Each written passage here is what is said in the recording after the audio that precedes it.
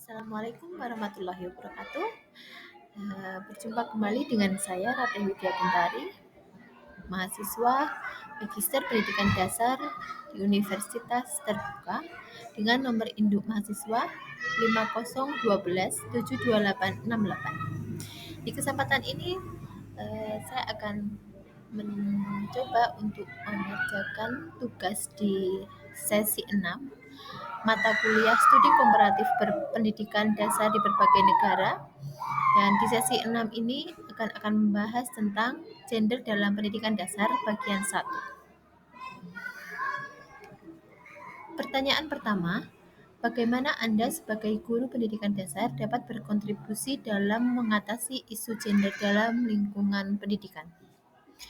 Menurut saya, sebagai guru pendidikan dasar, peran dalam mewujudkan kesetaraan gender sangat penting karena pada jenjang ini nilai-nilai keadilan, empati, dan saling menghormati mulai terbentuk.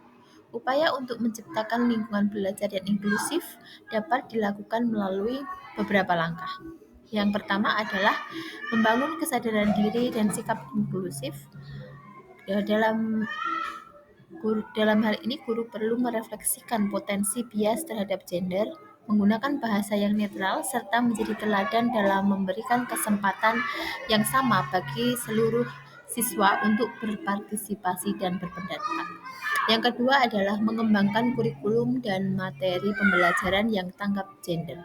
Bahan ajar harus menampilkan representasi yang seimbang antara laki-laki dan perempuan serta mendorong siswa berpikir kritis terhadap peran gender melalui diskusi dan aktivitas yang kontekstual.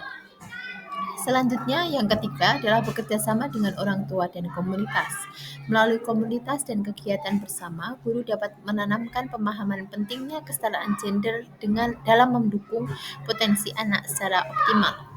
Yang keempat adalah menciptakan lingkungan belajar yang aman dan setara, di mana pengaturan kelas harus mendukung interaksi tanpa sekat gender, mendorong kolaborasi antara siswa dan laki-laki perempuan, serta menindak perilaku diskriminatif secara edukatif.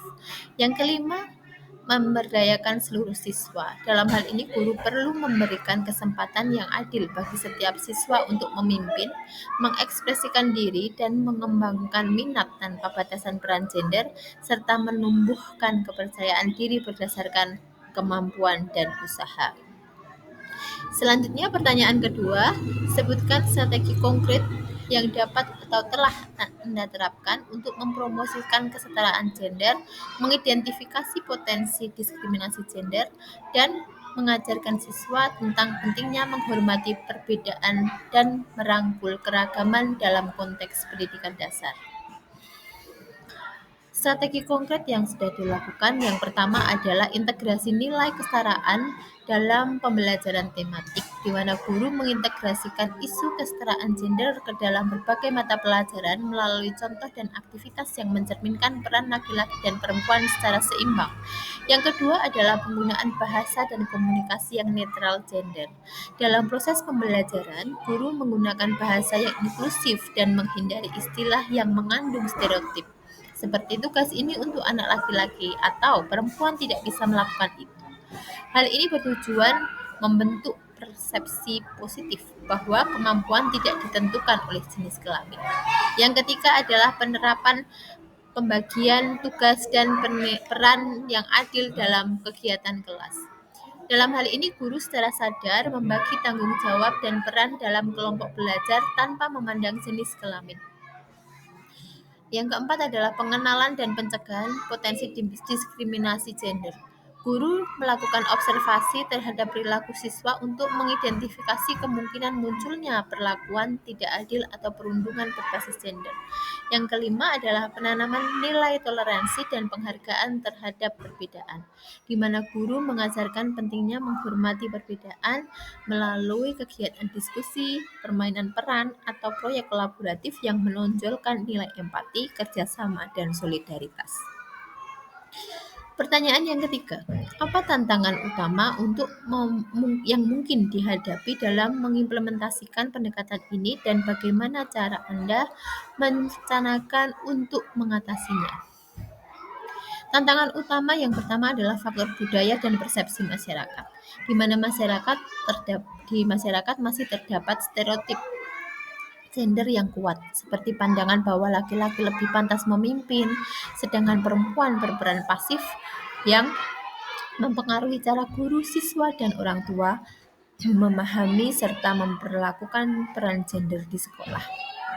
Yang kedua adalah keterbatasan kompetensi dan wawasan guru, yaitu minimnya pelatihan mengenai pendidikan sensitif gender membuat guru belum mampu menerapkan prinsip kesetaraan secara reflektif dan berkelanjutan. Implementasi kesetaraan sering bersifat formalitas saja tanpa pemahaman yang mendalam. Selanjutnya yang ketiga adalah kurangnya dukungan lingkungan sekolah. Belum semua sekolah memiliki kebijakan, pedoman, atau kegiatan yang mendukung keberagaman gender.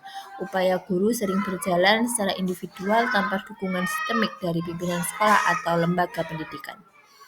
Strategi mengatasi tantangan yang pertama adalah peningkatan literasi gender bagi guru, yaitu melalui pelatihan, lokakarya, atau komunitas belajar yang fokus pada pemahaman bias gender dan penerapan pembelajaran inklusif.